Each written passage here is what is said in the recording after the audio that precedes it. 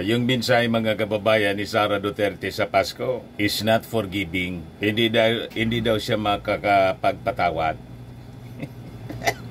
Hindi man po kailangan yung pagpapatawad po ninyo kasi may panibago na naman nga impeachment complaint mga kababayan na ipafile sa kanya bukas.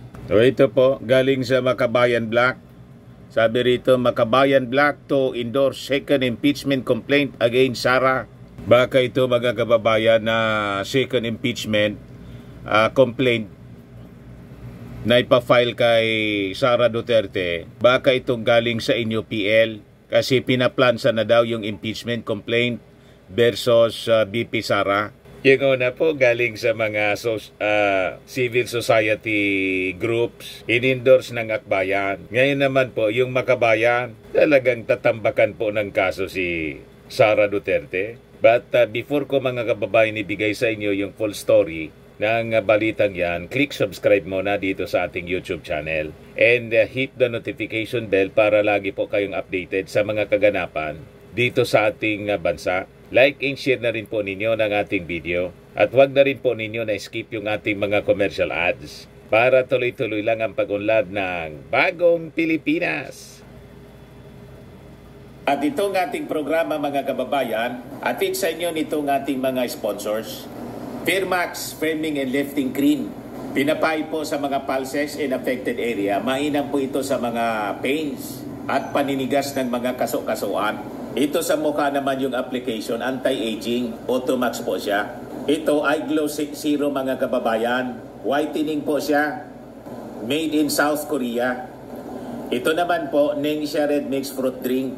Gawa po siya sa goji berry. May anti-cancer properties po siya. At sa mga nagana po ng malinis and spacious fitness gym, pumunta lang po kayo sa aming Colossal Fitness Gym. May Grab Car Rental din po kami. At bills payment po sa aming office. At saka sa mga mahilig po sa mga imported bags, manood po kayo sa live selling ni Madam Aileen Rosales sa kanyang Aileen Closet po. Pati mga shoes, ito yung kanya po. Ito yung kanyang page. Kita ninyo, napakagandang mga online selling po siya. Si Madam Aileen Rosales.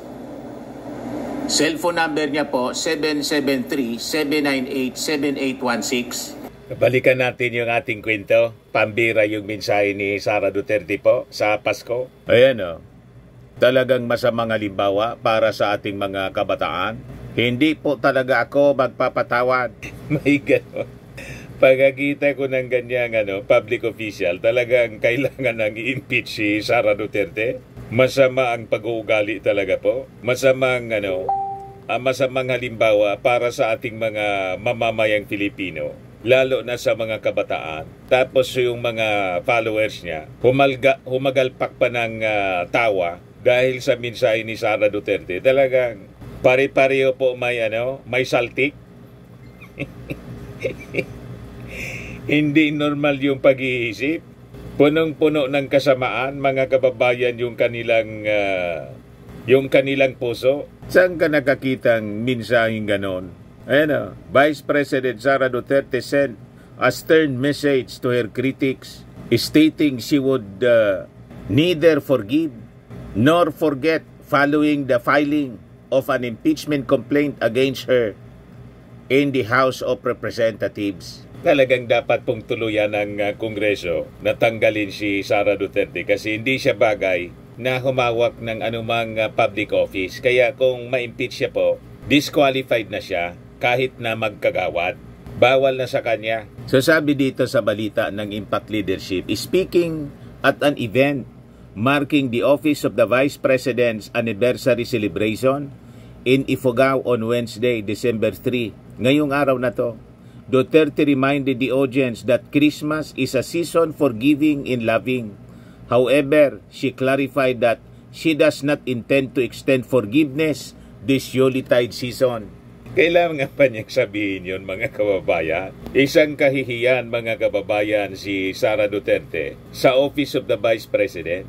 Talagang dinalahura niya yung kanyang opisina. Yun pa lang na statement niyang gusto niyang ipahuka yung bangkay ng dating Pangulong Ferdinand Itralin Marcos, tapos gusto niyang tanggalan ng ulo yung ating Pangulo, ay talagang kahindik-hindik na pananalita ng isang vice presidente, lalo na yung pagbantaan mo yung ating Pangulong Bongbong Marcos, First Lady, tapos Speaker of the House, na gusto mong ipapatay. Never pa yan, mga kababayan, na nagawa ng isang elected official, kahit na sa ibang bansa. Wala pa akong narinig na ganyang pananalita ng isang leader.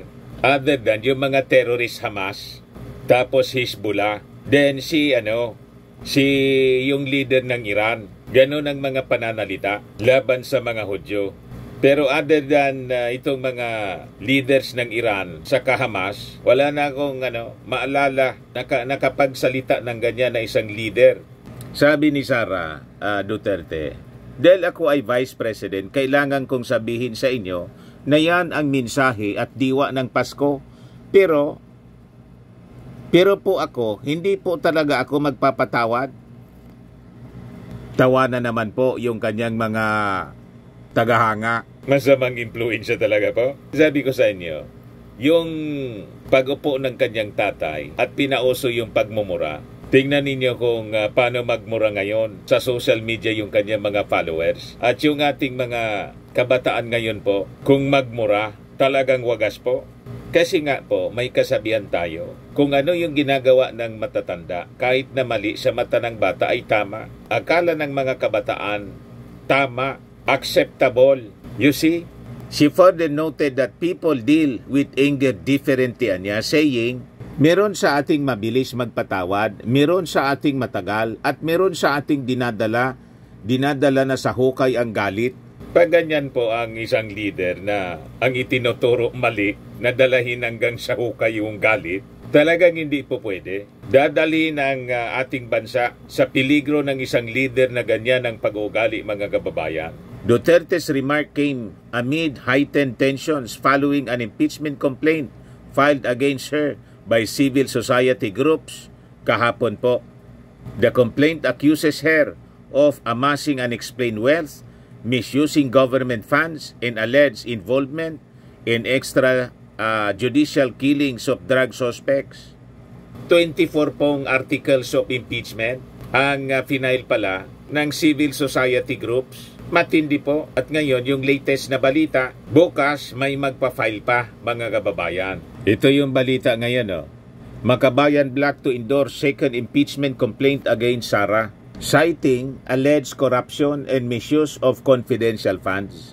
Sabi, ang pangalawang impeachment complaint ay ipafile 1 p.m. bukas po to the Office of the House Secretary General na si Reginald Velasco, and will be backed up by around 50 representatives from various progressive organizations and concerned citizens.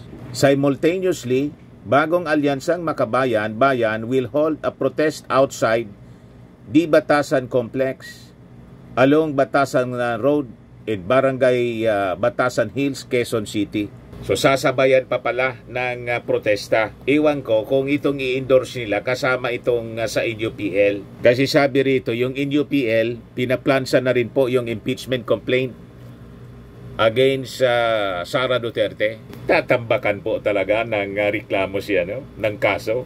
Si Sara, isabi nga ng mga nababasa nating reactions, deserve niya. Ito yung balita, panibagong impeachment complaint ang kakaharapin ni Vice President Sara Duterte dahil inihanda na rin umano ng National Union of People's Lawyers ang kanilang reklamo. Ito yung report, mga kababayan, na ibinalita ng Bilyonaryo News Channel sa interview po ni Pinky Webb. Ito na siguro, sabi dito sa balita, I've been informed just before I came here that my colleagues from NUPL and my clients like Bayan and many other mass organizations are vigorously preparing another one, referring to impeachment complaint. Hindi naman daw niya alam kung kailan ito ipafile ng mga kasama niya sa NUPL at mga kliyente niya.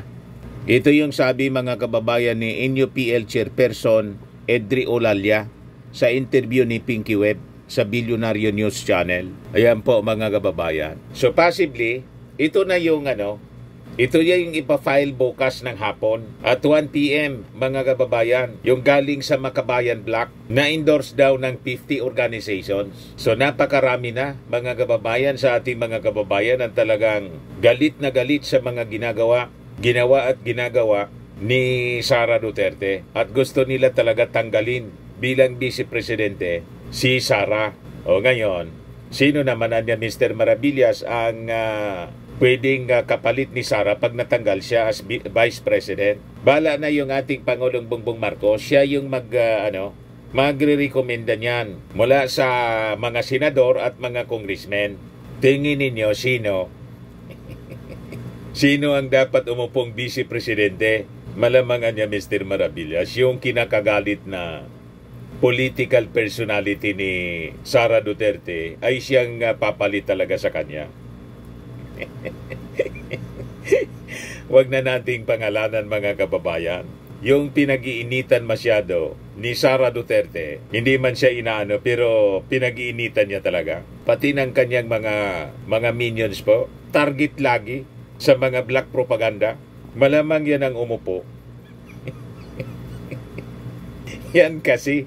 Pero anyway, tingnan muna natin ang mga developments ng balita sa mga susunod na araw. Kasi as described by Congresswoman Pami Zamora, ang susunod na mga araw niya and weeks will be very colorful niya. Ngayon, doon naman sa issue ng nagsalita na sa claim ni Sara Duterte na may banta sa kanyang buhay, may death threat daw sa kanya. Sabi ni Tingog Party List, Jude Asidre, all in her mind man lang anya. Hallucinations? Ganon din yung sabi ng ganon din yung sabi ng PNP. Ngayon nga, nagsalita na po yung Armed Forces din sa sinasabing threat sa buhay ni Sara Duterte. Sabi po ni Colonel Padilla, spokesperson ng Armed Forces, wala man niyang confirmed threat sa buhay ni BP Duterte. Pero bibigyan namin siya ng proteksyon. Gawa-gawa man lang po. Maniwala kayo sa mga pinagsasabi ni Sara. Lahat imbento niya. Parang yung inimbintong pangalan sa resibo, sa acknowledgement receipt mga kababayan, na si Mary Grace Piatos. Hindi man totoo. Tama ba? Sabi ni Asidre, all in her mind man lang anya. Ayan lang po mga kababayan yung ating short video ngayon. Abangan natin bukas ang second impeachment complaint na ipafile po ng Makabayan Black. Sa mga naghanap ng malinis and spacious fitness gym, pumunta lang po kayo sa aming Colossal Fitness Gym. We also offer Grab Car Rental with our brand new 2023 model ng Toyota Innova.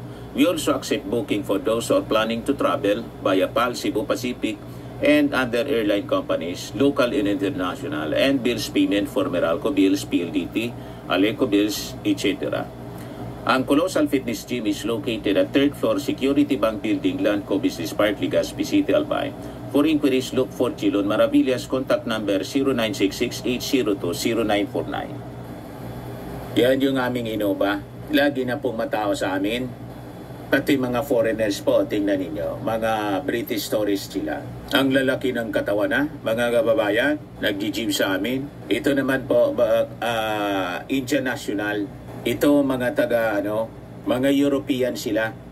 Ito naman yung bago naming product na binibenta online, Eye Glow Serum. Whitening po siya galing sa South Korea. Tingnan ninyo yung epekto sa aking anak na architect entrepreneur, Riz Maravillas. For inquiries, look for Riz Maravillas on FB.